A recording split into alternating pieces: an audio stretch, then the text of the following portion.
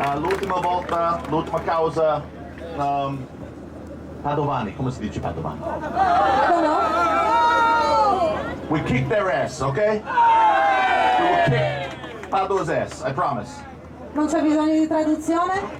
Eccola la frase incriminata, detta con il fare di un cowboy al saloon del presidente americano del Venezia.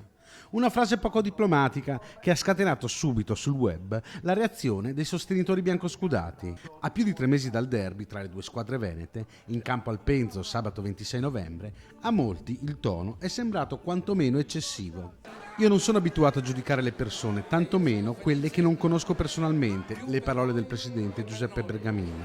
Ma mi sembra che nonostante l'inglese, quanto detto da Tacopina sia facilmente comprensibile a tutti. Questo può rappresentare un pericolo, ha aggiunto, per la serenità e la sicurezza del match. Anche il sindaco Massimo Bitonci ha voluto replicare all'avvocato newyorkese con un post su Facebook.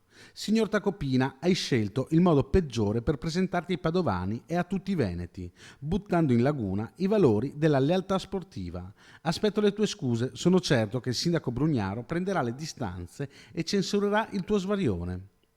Sui social rabbia ma anche molta ironia, come quella della pagina I Biancoscoppiati, che suggeriscono che quelli di Tacopina sono più che pillole di saggezza delle verità supposte.